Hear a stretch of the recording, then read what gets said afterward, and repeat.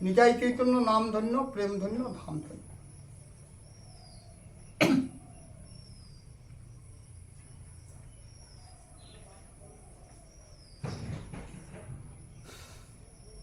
বগুড়া মঠ, সোমবার, ইংরেজি 27/5/1991, সকাল 9টা।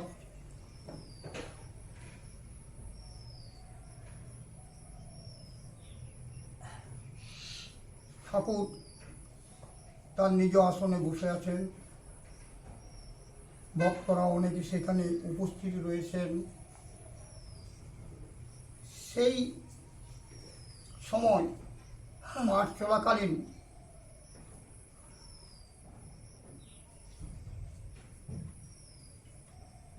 ঠাকুরের ভক্ত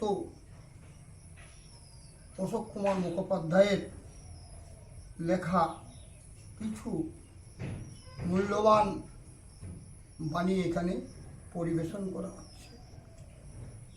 কিছু অংশ ঠাকুর বলছেন, যার যা বটে যতটা বটে, যার যা বটে যতটা বটে তাই হয়, ততটাই হয়। ভালো করে শ্রবণ করুন ঠাকুরের শ্রীমুখের বাণী। যার যা বটে যতটা বটে তাই হয়, ততটাই হয়। প্রারব্ধ অর্থাৎ কর্মফল ভোগ করতেই, কর্মফল ভোগ করতেই হবে জীবকে। ওই ভোগ শেষ না হওয়া পর্যন্ত অন্যরকম কিছু করতে গেলে, এমনকি অন্য কিছু ভালো করে দিলেও তা বেশি দিন টিকবে না, ধরে রাখতে পারবে না। এটা সার কথা। সেই জন্য বলছে সাধু সাবধান।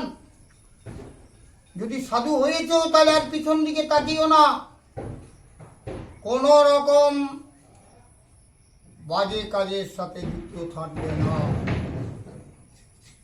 একে আমরা জন্ম জন্মান্তরে যে কুকর্ম করে এসেছি তার কুফল আমাদেরকে ভোগ করতেই হবে। এবার ভগবানের কৃপায় আমরা যদি সদ্গুরুর আশ্রয় পাই বা মহাজনের সান্নিধ্য লাভ করি, তাহলে যেন আমরা কোনো রকমেই বিপদগামী না হই সৎপথ থেকে। এইটাই হবে আমাদের সবচেয়ে চরম সাবধান বাণী। সাধু সাবধান, ফের ফের করি অবধান। তুমি যখন সাধু পেয়ে সাধুর সঙ্গ করছো, নিজের সাধু হওয়ার ইচ্ছা জেগেছে, তখন তুমি কিন্তু আর অসৎ কর্মে মন দিবে না। জয় রাধে। তাই ঠাকুর বলছেন প্রারব্ধ অর্থাৎ কর্মফল ভোগ করতেই হয়। তাই কোনো মানুষ ভাবেন যে আমি তো কোনো খারাপ কাজ করিনি, কিন্তু আমি কেন এত ভোগ করছি, এর উত্তর তিনি জানেন না, তাই ভাবেন। কিন্তু আমরা যে 84 লক্ষ যোনি ভ্রমণ করছি, কোন জন্মে কোথায় কি করছি, কোথায় কি করেছি, তার খবর তো আমরা জানি না। জানেন অন্তর্যামী, গুপ্ত চিত্রে, চিত্তগুপ্তে সব কিছু রাখা রয়েছে। তাই আমাদের বেরোনোর কোনো উপায় নাই। সেই কর্মফল আমাদেরকে ভোগ করতেই হবে। তাহলে সেই কর্মফল ভোগ করতে হলে কী করতে? সদ্গুরুর আশ্রয় নিলে সেই কর্মফল ধীরে ধীরে ধীরে ধীরে হয় প্রাপ্ত। সদ্গুরুর আদেশ নির্দেশ মেনে চললে বড় কঠিন পথ। এই পারমার্থিক জগৎ বড় কঠিন জগৎ। জড় জগৎ আর চিৎ জগৎ। জড় জগতে ভোগ আর চিৎ জগতে আনন্দ। আনন্দ পাবো কি করে? যদি জড় জগৎ থেকে আমি বেরিয়ে আসতে পারি, জড় জগৎ থেকে মনকে যদি উঠিয়ে আনতে পারি সদ্গুরুর কৃপায়, তবেই আনন্দের ছোঁয়া পাবো, তাছাড়া নয়। নাহলে ডুবে মরতে হবে এই সংসার জ্বালায়। সংসার দাবানলে আমাকে দগ্ধীভূত হতে হবে। এটা কোনো রাস্তা নেই প্রেরণার। আর তার সাথে আছে কর্মফল। সেই কর্মফল থেকেও আমরা বেরোতে পারবো না। তাই ঠাকুর বললেন যে কর্মফল ভোগ করতেই হয়। ওই ভোগ শেষ না হওয়া পর্যন্ত অন্যরকম কিছু করতে গেলে, এমনকি অন্য কিছু ভালো করে দিলেও তা বেশি দিন টিকবে না, ধরে রাখতে পারবে না। এইটাই মূল কথা। এটা আমরা অনেকেই জানি, অনেকে জানি না, আবার অনেকে জেনেও বুঝি না। জয় রাধে। আরেকটা কথা কি জানো, এখানে রয়েছে অথচ আসক্তি আছে অন্যদিকে। এখানে রয়েছে অথচ আসক্তি আছে অন্যদিকে। তাহলে এখানে থাকার ফল আর কি হবে? যাতে আসক্তি সেটাই বাড়বে। কেউ যদি ভাবেন যে আমি ঘর সংসার ছেড়ে এসে আমি সুন্দর ভজন করছি, কিন্তু অন্তর্যামী ভগবান জানেন তার ভজনটা কোন স্তরে রয়েছে, তার মন কোন জায়গায় ছুটছে। যখনই আসবে বিষয়ে বিরক্তি, ঈশ্বরে অনুরক্তি, তখনই বুঝতে হবে ভজন হচ্ছে। তখনই মঠে থাকার সার্থকতা, বৃন্দাবনে থাকার সার্থকতা, নবদ্বীপে থাকার সার্থকতা। আর নবদ্বীপে থাকলাম, বৃন্দাবনে থাকলাম, পুরী ধামে থাকলাম, আর মন যদি অন্য জায়গায় ছুটে বেড়ায়, তাহলে কিন্তু আমার ভজনটা সঠিক হবে না।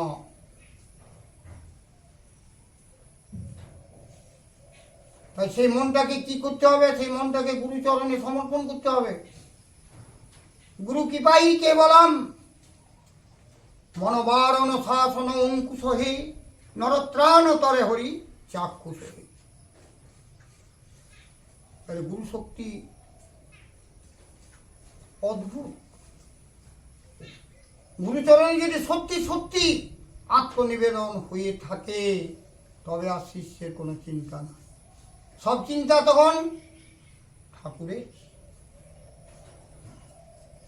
সমর্পণটাই হচ্ছে সবচেয়ে বড় জিনিস। তাই শ্রীমদ্ ভগবত গীতায় মুখ্য যুগে ভগবান শ্রীকৃষ্ণ অর্জুনকে বলেই দিলেন, সর্বধর্মান পরিত্যাজ্য মাম একং শরণং ভজ। মাম একং শরণং ভজ, আমাকেই ভজ। সর্বধর্মান পরিত্যাজ্য মাম একং শরণং ভজ, অহং তাং সর্বপাপেভ্য মোক্ষয়িষ্যামি মা শুচো। তুমি শোক করিও না, তোমার কোনো চিন্তা নাই, তোমার সমস্ত পাপের লাঘব হয়ে যাবে। কিন্তু যা কিছু তুমি আঁকড়ে আছো, যত কিছু তোমাকে আঁকড়ে আছে ঈশ্বর ভজনের পথে, সেগুলি তুমি সব ঝেড়ে মুছে ফেলে দাও, একমাত্র আমাকেই আশ্রয় করো। জয় রাধে। তাই যিনি মঠে এসছেন, যিনি সত্যি সত্যি সংসার ত্যাগ করে এসছেন, তার থাকবে কিন্তু একমাত্র সর্ব অবস্থাতেই গুরু কৃপা হি কেবলম। গুরু কৃপা হি কেবলম। ভালো আসুক মন্দ আসুক, যত কিছু সমস্যা আসুক, বাধা আসুক, বিঘ্ন আসুক, কোনো মতেই পিছু পা হওয়া যাবে না। এইটা হয় একমাত্র গুরু কৃপাই। না এই মন কখন যে ছিটকে যাবে বলা মুশকিল। মনকে নিয়েই তো খেলা। মনকে বেশি টানাটানি করলে মনের অবস্থা কোথায় চলে যায় কেউ জানে। তাহলে এই মনটি সুন্দর থাকে যখন গুরুর ইচ্ছায় কর্মগুলি আমরা করি, গুরুর মুখে যখন হাসি ফোটাতে পারি, তখন কিন্তু মন সুন্দর থাকে, ভজন সুন্দর হয়ে যায়। এটা কথার কথা, কিন্তু সেই গুরুর সাথে সম্পর্কটা পাকা হওয়া খুব সুকঠিন।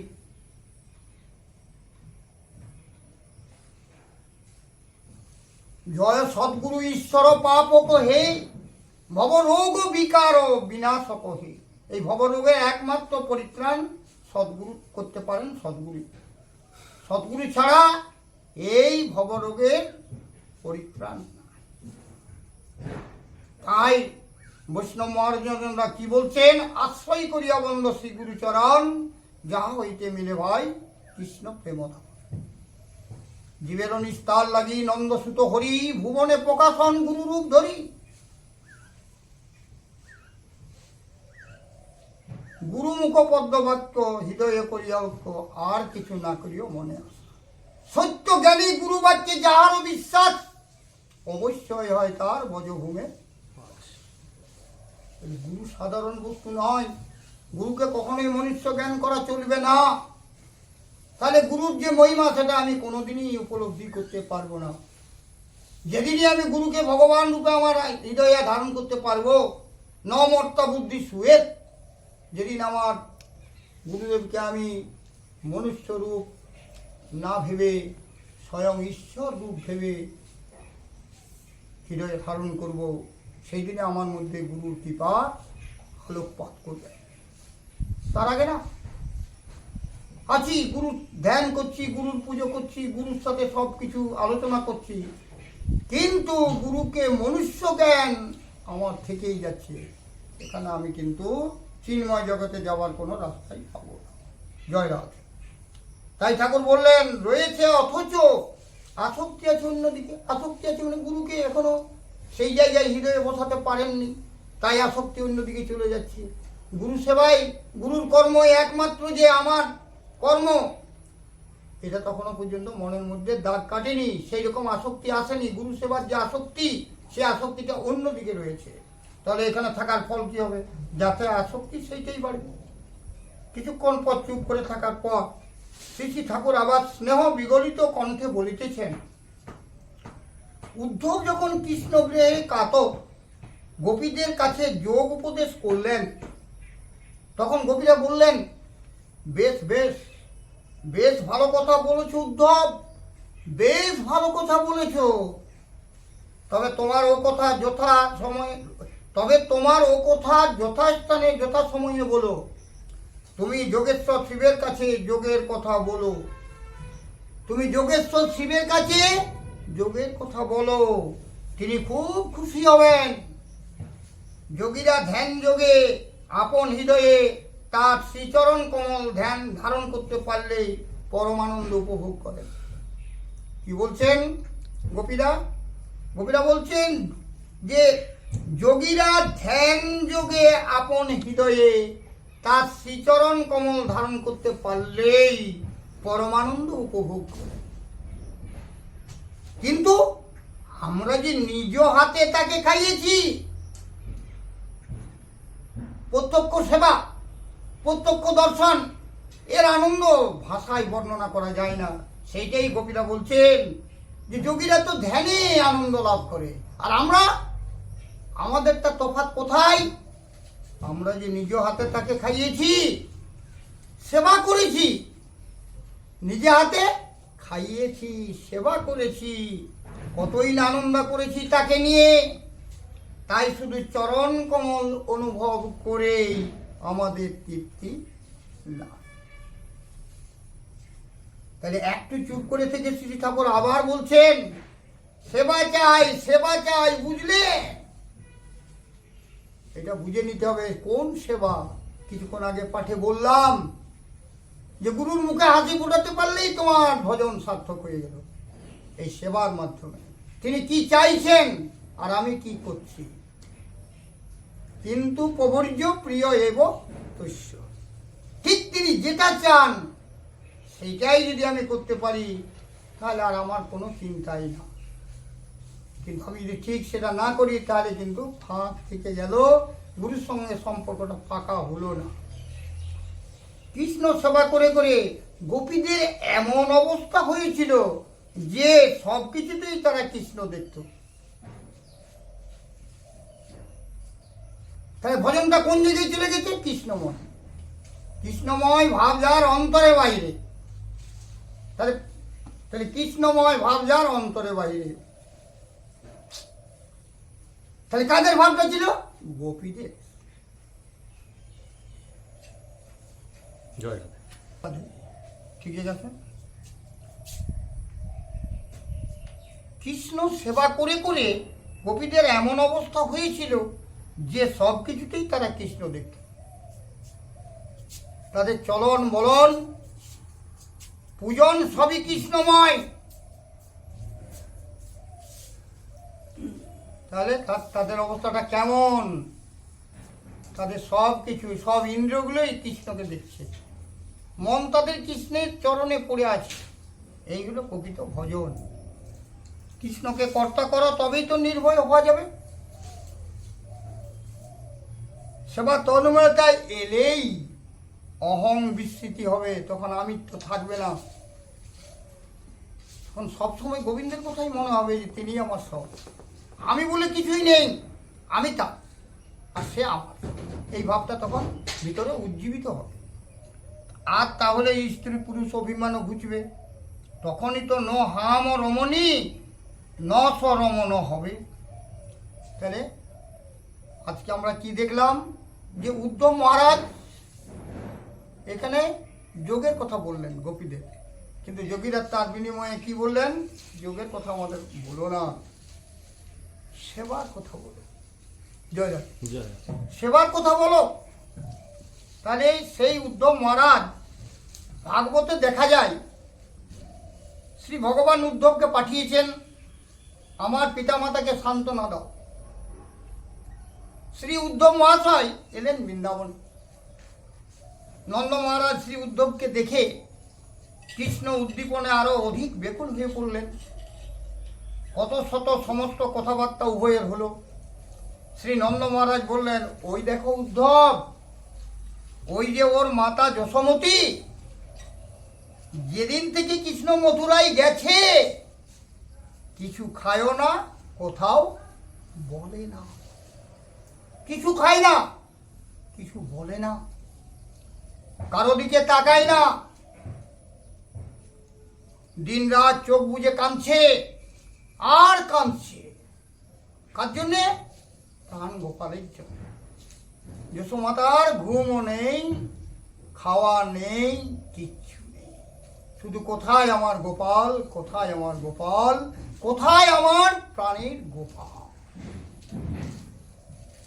প্রসঙ্গ হচ্ছে উদ্ধব আর শ্রী নন্দ মহারাজের মধ্যে, আর ওদিকে যশোমতী মাতার অশ্রু জলে আর স্তন ক্ষীরে প্লাবিত হয়ে যাচ্ছে স্থানটি।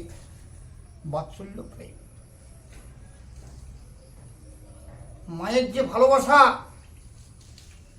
সেই ভালোবাসাটা এখন জেগে উঠেছে পূর্ণরূপে। দেখছো তো উদ্ধব মায়ের অবস্থা, আর কতদিনই বা এই দেহের প্রাণ থাকবে? দেখছো উদ্ধব, তুমি তো বলছো দেখতে এসছো, দেখো দেখো মায়ের অবস্থা দেখো, তুমি সত্য বলো কৃষ্ণ আসবে কিনা? উদ্ধব বললেন, মহারাজ তিনি সত্য সংকল্প, আপনি তো সবই জানেন, তিনি যখন বলেছেন বা কথা দিয়েছেন তিনি অবশ্যই আসবেন, কোনো সন্দেহ নেই। নন্দ মহারাজ বলছেন, উদ্ধব তুমি বলো সে কখন আসবে, মানে আর বিলম্ব হওয়া যাচ্ছে না, কাল পরশু না 5-7 দিন পর, কাল পরশু না 5-7 দিন পর, কবে আসবে? কখন আসবে আমার কৃষ্ণ, নাকি আসবে না সেটিও বলো, সেটিও বলো। যদি সে না আসে তাহলে এ দেহে আর প্রাণ রাখবো না। জয় রাধে। এই হলো প্রেম, এই যে বাৎসল্য প্রেম। একদিকে মাতা যশোমতী খাওয়া ঘুম সব চলে গেছে, কেঁদে কেঁদে কোথায় আমার প্রাণের গোপাল, আর নন্দ মহারাজও বলছে বলো কৃষ্ণ কবে আসবে, সেই দিনটা আমাকে বলো। যদি বলতে না পারো, আর যদি সে না আসে তাহলে এ দেহে আর প্রাণ, এত দুঃখ কষ্ট ভোগ আর করতে পারি না। সত্যি করে বলো উদ্ধব। উদ্ধব মহাশয় ভাবছেন, সম্বিতের মূর্তি এই উদ্ধব, সাক্ষাৎ জ্ঞান, কিন্তু এই শোক সিন্ধুতে ডুবে আর পারাপার পাচ্ছেন না। কোনো উত্তর নেই উদ্ধবের মুখে, যে আমি কি উত্তর দেব নন্দ মহারাজকে। শ্রী গোবিন্দ বলে পাঠিয়েছেন মা বাবাকে সান্ত্বনা দিতে। কি বলবেন, কিভাবে সান্ত্বনা দেবেন, কি ভাষায়? ভাষা দেখতে পাচ্ছেন, কোনো ভাষা খুঁজে পাচ্ছেন না উদ্ধব মহাশয়। যে মা বাবার যে বাৎসল্য প্রেম আজকে জ্বলন্ত রূপ নিয়েছে, এখানে আমার বলার মতো ভাষা নেই। যে কৃষ্ণ কবে আসবে, কখন আসবে, নন্দ মহারাজ সেই বার্তা শোনার জন্য উদ্গ্রীব হয়ে আছেন, কিন্তু তিনি শুধু সান্ত্বনা দিচ্ছেন। উদ্ধব মহাশয় সান্ত্বনা দিচ্ছেন। শ্রী গোবিন্দ বলে পাঠিয়েছেন মা বাবাকে সান্ত্বনা দিতে। কি বলবেন, কিভাবে সান্ত্বনা দিবেন, কি ভাষায়? যদি সাধারণ কোনো শিশু হয়, তার বিয়োগ হলে মা বাবাকে সান্ত্বনা দেওয়া যায়, কাঁদছেন কেন? সংসার তো অনিত্য, মরতে তো হবেই সকলকে। অতএব এই কান্নাটা ভগবানের জন্য কাঁদুন, জীবন সার্থক হবে। এটা কোন জায়গায় বলছেন? যদি কারো শিশু, যদি কোনো সাধারণ শিশু হয়, তার বিয়োগ হলে, সে শিশুটি মারা গেছে, মা বাবাকে সান্ত্বনা দিচ্ছে কেউ, কি সান্ত্বনা দিচ্ছে? কাঁদছেন কেন? সংসার তো অনিত্য, মরতে তো সব হবে সকলকেই। অতএব এই কান্নাটা ভগবানের জন্য কানুন, জীবন সার্থক হবে। কিন্তু এরা তো সেই ভগবানের জন্যই কাঁদছে, এরা তো সেই ভগবানের জন্যই কাঁদছে। এদের কাঁদাটা কিন্তু সাধারণ কান্নার থেকে তফাৎ। এখানে উদ্ধব মহাশয় একটু বিচলিত হয়ে পড়েছেন যে কিভাবে মা বাবাকে সান্ত্বনা দেব। সুতরাং আমি কি করে বলবো যে কাঁদবেন না?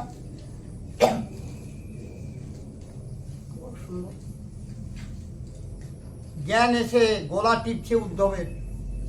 উদ্ধব রুদ্ধবাক, কথা বলতে পারছেন না, কি কথা বলবে? বলার ভাষা নাই তো। ভগবানের জন্যই সকলেই বলে যে ভগবানের জন্য কানুন। এই দ্বন্দ্বলত অনিত্য, এই ধরার ধামে যা কিছু আমাদের ভোগের সবই অনিত্য, একমাত্র ভগবান নিত্য বস্তু। ভগবানের জন্যই কাঁদো। তো সেই ভগবানের জন্যই তো এরা কাঁদছেন। মা বাবা কেঁদে কেঁদে পাগল হয়ে গেছেন, তাহলে এনাদিকে কি সান্ত্বনা দিবেন? উদ্ধব মহাশয় সেইটাই কথা। জ্ঞান এসে গলা টিপছে উদ্ধবের। উদ্ধব রুদ্ধবাক, কথা বলতে পারছেন না। শেষে একটা কথা মনে পড়লো, এত যে এরা বিলাপ করছেন, এর মধ্যে আছে শ্রীকৃষ্ণের পুত্র বুদ্ধি, বজেশ্বর তনয়। সুতরাং আমি যদি শ্রীকৃষ্ণের ঐশ্বর্য জ্ঞান বলে এদের পুত্র বুদ্ধিকে কিছুটা শিথিল করতে পারি। মহারাজ তিনি স্বয়ং ভগবান, তার কেউ মাতা নেই, কেউ পিতা নেই, কেউ আত্মীয় স্বজন নেই। জয় রাধে। তার কেউ মাতাও নেই, কেউ পিতাও নেই, কেউ আত্মীয় স্বজন নেই। তিনি সকলের মাতা পিতা, আত্মীয় স্বজন। তিনি সকলেরই অন্তরে বাহিরে বিরাজমান। মহারাজ তার সঙ্গে কোনো জীবের বিচ্ছেদ হতে পারে না। অতএব কাঁদবেন না, ধৈর্য ধারণ করুন। সারা রাত এইভাবে কত শত ঐশ্বর্যের কথা বলে নন্দ মহারাজের মনকে প্রবোধ দিতে চেষ্টা করলেন সব সম্বিতের মূর্তি শ্রী উদ্ধব মহাশয়। মহারাজ নন্দ অন্য মনস্ক হয়ে রইলেন এই সমস্ত কথা শুনে। শেষে বললেন, শোনো উদ্ধব, তুমি ছেলে মানুষ, তুমি ছেলে মানুষ, এত কিছু বোঝো না। সম্বিতের মূর্তিকে আজ বিশুদ্ধ বাৎসল্য প্রেমের কাছে ছেলে মানুষ হতে হলো। উদ্ধব শ্রীকৃষ্ণের একেবারে প্রিয় ভক্ত। সেই উদ্ধবও কিন্তু আজকে জ্ঞান হারিয়ে ফেলেছেন যে মা বাবাকে কি করে সান্ত্বনা দেব। অনেক কিছুই তিনি বুদ্ধি বার করছেন, বুদ্ধি কম নাই উদ্ধবের, কিন্তু সেই বুদ্ধি খাটছে না। বাৎসল্য প্রেমে সব উড়িয়ে যাচ্ছে, কোনো মতেই টেকাতে পারছেন না সেই যুক্তিগুলো। দেখো উদ্ধব, তুমি বলছো আজই তা নয়। যখন আমার খোকার নামকরণ হয় তখনই তোমাদের তত্ত্বজ্ঞানী গর্গাচার্য এই কথাগুলি বলে গেছেন। তস্মাৎ নন্দ আত্মজতম তে নারায়ণ সমগুণই। তস্মাৎ নন্দাত্মজতম তে নারায়ণ সমগুণই। গর্গাচার্য বললেন, হে মহারাজ, আপনার এই যে নন্দন, তার মধ্যে নারায়ণ সমান গুণ আছে। তাই বলে কি আমার ছেলে নারায়ণী হয়ে গেল নাকি? সে ভাগ্যবান, জন্ম জন্মান্তের স্বীকৃতি বলে নারায়ণের গুণ তার মধ্যে প্রকাশিত হয়। বলে চলেছেন নন্দ মহারাজ, আমরা কি জানি না কত শত অসুরকে সে বধ করেছে, তাতে কি? আর উদ্ধব, তুমি বলছো সে আমার সন্তানই নয়, ও আমারই ছেলে। নারায়ণের গুণ প্রকাশ হলো তো কি হলো? যদি নারায়ণী হয়ে থাকে তো কি হলো? ও তো আমার ছেলে। নারায়ণের গুণ প্রকাশ হলো তো কি হলো? সে আমাদের ছেড়ে গেছে বটে, কিন্তু এই তার স্থান, আমরা তার মাতা পিতা। এখন আমরা মরে যাচ্ছি, সে আসবে না কেন? জয়রাম। আসবে না কেন? আমরা তার মাতা পিতা। শ্রী উদ্ধব মহাশয় মনে মনে চিন্তা করছেন, বড় ভুল হয়ে গিয়েছে। আমি এদের মতো মহান বাৎসল্য প্রেমিককে উপদেশ দিতে পবিত্র হয়েছিলাম। এখানে আমার জ্ঞান টিকবে না, জ্ঞান উপদেশ কাজে লাগবে না। এই বাৎসল্য প্রেম এত ধারালো যে এর কাছে যেটা করবে সেটাই ঠিক।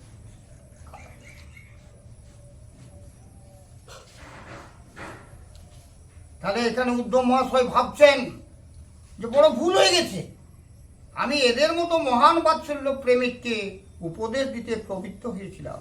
এই বাৎসল্য প্রেম সিন্ধুতে শ্রী উদ্ধবের ঐশ্বর্য জ্ঞান পর্বতের মতো ডুবে গেল। পর্বতের মতো ডুবে গেল। কোথায় না? এই বাৎসল্য প্রেম সিন্ধুতে শ্রী উদ্ধবের ঐশ্বর্য জ্ঞান পর্বতের মতো ডুবে গেল। কিন্তু সিন্ধু আলোড়িত হয়নি বিন্দুমাত্র। তিনি বললেন, মহারাজ ক্ষমা করবেন, আপনাদিগতে আমি বুঝতে পারিনি, আমি ক্ষুদ্র জীব, আমাকে মার্জনা করবেন, অপরাধ ক্ষমা করবেন। আপনাদের মতো প্রেম সিন্ধুকে আমি সান্ত্বনা দিতে পবিত্র হয়েছিলাম, বড় ভুল করেছি। মহারাজ, আপনার ছেলে সত্যই কথা দিয়েছে আপনার কাছে আসবে। তবে মহারাজ, আপনি যে এত কাঁদছেন, এত বিলাপ করছেন, সমস্ত ব্রজবাসীর প্রাণ আপনি, সকলেই আপনার মুখের দিকে তাকিয়ে আছে। মহারাজ, আপনি যদি কৃষ্ণ বিরহে এতখানি ব্যাকুল হন, তাহলে সকলের কি অবস্থা হবে? তাই যতদিন না কৃষ্ণ ফিরে আসে সমস্ত ব্রজবাসীকে সান্ত্বনা দিতে, ততদিন পর্যন্ত আপনাকে ধৈর্য ধারণ করতেই হবে। শ্রী উদ্ধব মহাশয় এরূপভাবে লৌকিকভাবে সান্ত্বনা দেওয়ার চেষ্টা করলেন। প্রাতকাল হলো, তিনি নন্দ মহারাজের চরণধূলি নিয়ে প্রাতকৃত্য করতে বেরিয়ে গেলেন। এই ব্রজেশতন উপাসক, যারা উপাসনা করেন তারা শ্রী ভগবানকে আস্বাদন করেন। এই উপাসনা ভগবত মাধুরী আস্বাদন করিয়ে দেয়। যখন সাধন ভজন পরিপক্ক হয়, সাধকের হৃদয়ে প্রেম সঞ্জাত হয়, তখন শ্রী ভগবানের বা উপাস্য তত্ত্বের মাধুরী আস্বাদনে সাধক ধন্য বা কৃতার্থ হয়ে যায়। সুতরাং শ্রীমন মহাপ্রভু যে বললেন, আরাধ্য ব্রজেন্দ্র নন্দন, এর মধ্যে সর্বরসের বিকাশ আছে। কেন? কারণ এই সর্বরস পোষক, এর মধ্যে কতগুলি গুণ আছে, সেই গুণগুলিকেই মহাজনগণ তার মাধুরী বলে আখ্যা দিয়েছেন। কৃষ্ণ হচ্ছেন সাক্ষাৎ মাধুর্যের মূরতি, মাধুর্যম এব নু।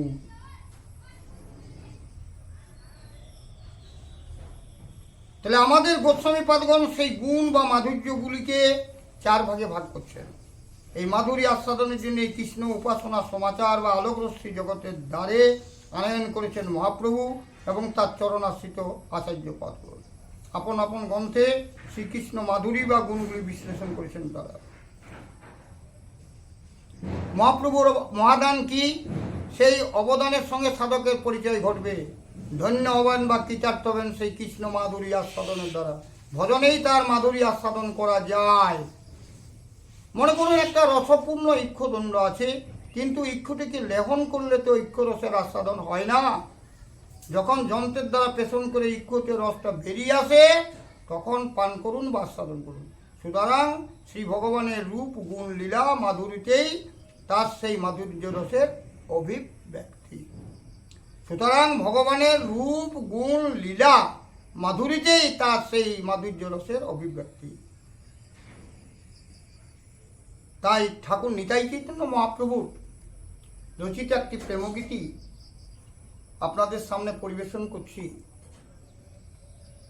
যে নিতাই চৈতন্য অতি ভজনীয়, তাহাতে প্রিয়তা যাক, সেজন সুজন সুমেধা যে কোনো কহিনু সারা সার। নাম চিন্তামণি চিদানন্দ খনি, রূপ লীলা গুণ যাতে। শরণবন্দন জপন গায়ন জীবন জীবাত যাতে। করি সেই নাম পূর্ণ মনস্কাম আসি এই মহোৎসবে ভকত শ্রীপদ রজ কনদ মাগি প্রেম গো। তাহলে আমরা আজকে বৃন্দাবনে এই ভাবটাই দেখলাম যে সত্যি কৃষ্ণের প্রেমে যে ডুবে গেছে সে আর অন্য কিছু জানে না। আমরা দেখি 5টি রয়েছে ভজনের পথ: শান্ত, দাস্য, সখ্য, বাৎসল্য, মধুর।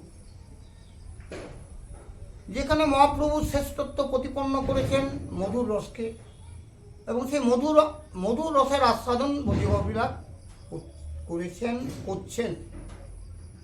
সেই মধুর রস ছাড়াও আজ আমরা যে বাৎসল্য প্রেম রস দেখলাম নন্দ মহারাজ এবং যশোমতীর মধ্যে, সেটাও কম কথা না। আবার সূক্ষ্মভাবে আমরা দেখেছি সুবল, শ্রীরাম, সুদাম, তাদের মধ্যেও যে কৃষ্ণের যে মাধুর্যময় ভালোবাসা, সেটারও কিন্তু জবাব নাই। আবার আমরা শ্রীকৃষ্ণের প্রিয় ভক্ত উদ্ধবের যে ব্যবহার, শ্রীকৃষ্ণের প্রতি তার যে একটা গভীর ভালোবাসা, সেটাও কিন্তু অবর্ণনীয়। তাই ভগবানের সাথে এই যে প্রেমের সম্পর্ক, এটা যে কার মধ্যে কিভাবে লুকিয়ে রয়েছে, এটা সকলেই কিন্তু জানে না। সকলেই কি মধুর রসে আসক্ত? সকলের দ্বারা সম্ভব না। তাহলে ব্রজের বাতিরাও তো রয়েছেন, তারাও কিন্তু কৃষ্ণের সাথে প্রেমে আবদ্ধ। জয় রাধে। তাই মহাপ্রভু সেই ব্রজের বস্তুটি নিয়ে এলেন, গোলকের প্রেমধন হরিনাম সংকীর্তন নিতাইয়ের মাধ্যমে জগতে প্রচার করিয়ে দিলেন। নিত্যানন্দ এই নামকে নিয়ে এলেন সেখান থেকে। নিতাই আনিল নাম জগত মাতাইল। তো নামটাকে স্বয়ং নামই মহাপ্রভু। সেই নামের মধ্যে রাধারানীর পূর্ণ কৃপা রয়েছে। তাই তো বলছেন নাম চিন্তামণি চিদানন্দ খনি। চিৎ আনন্দ যেখানে পূর্ণ বিরাজিত, তো চিৎ আনন্দ যেখানে বিরাজিত, সেখানে তো রাধারানীর পূর্ণ শক্তি রয়েছে। লাদিনীর শক্তি ছাড়া তো চিদানন্দ হতে পারে না। তাই আমরা নামকে সবসময় গুরুত্ব দিয়ে থাকি। মহাপ্রভু বলেছেন, সাক্ষাৎই বলেছেন মহাপ্রভু, যে নাম ও সংকীর্তন কল পরম উপায়। তাছাড়াও শিক্ষাষ্টকমের প্রথম শ্লোকে তিনি জগৎবাসীকে অতি সুন্দর উপদেশ দিয়েছেন। চেত দর্পণ মার্জনম ভব মহাদাবাগ্নি নির্বাপনম শ্রেয় কৈরব চন্দ্রিকা বিতরণং বিদ্যাবুধু জীবনম আনন্দাম্বুধিবর্ধনম প্রতি পদং পূর্ণ অমৃত আস্বাদনম সর্বাত্ম স্নপনম পরম বিজয়তে শ্রীকৃষ্ণ সংকীর্তন।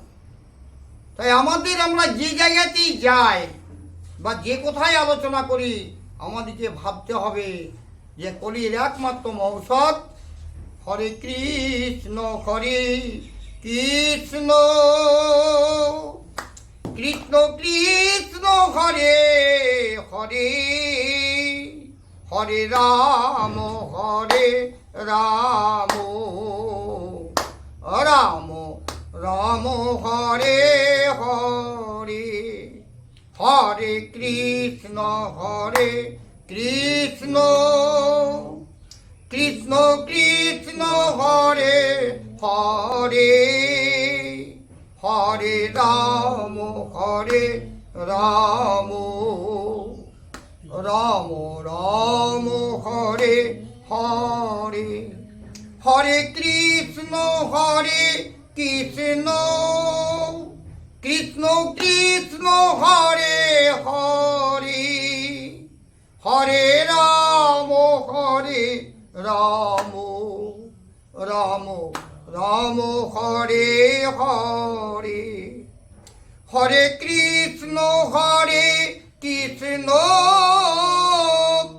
কৃষ্ণ কৃষ্ণ হরে হরে হরে রাম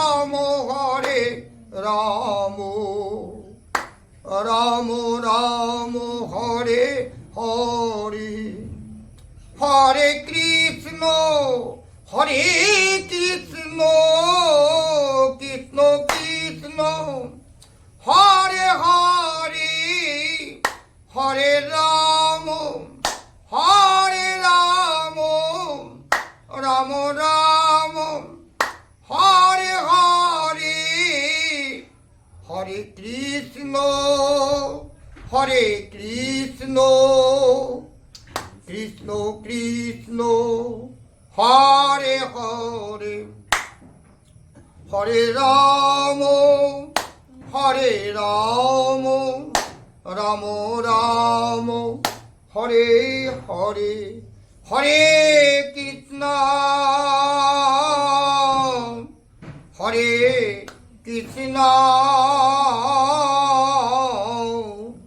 কৃষ্ণ কৃষ্ণ হরে হরে হরে রাম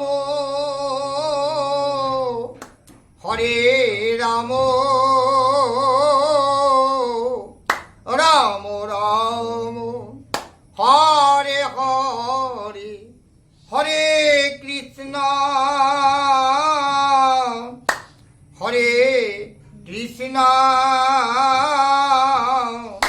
কৃষ্ণ কৃষ্ণ হরে হরে হরে রাম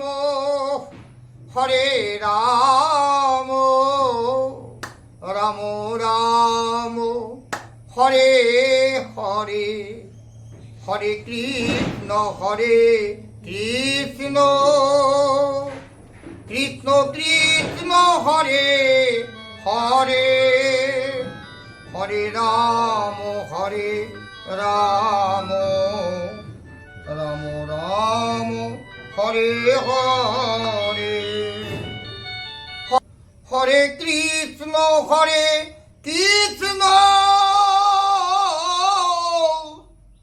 কৃষ্ণ কৃষ্ণ হরে হরে হরে রাম রাম রাম হরে হরে হরে কৃষ্ণ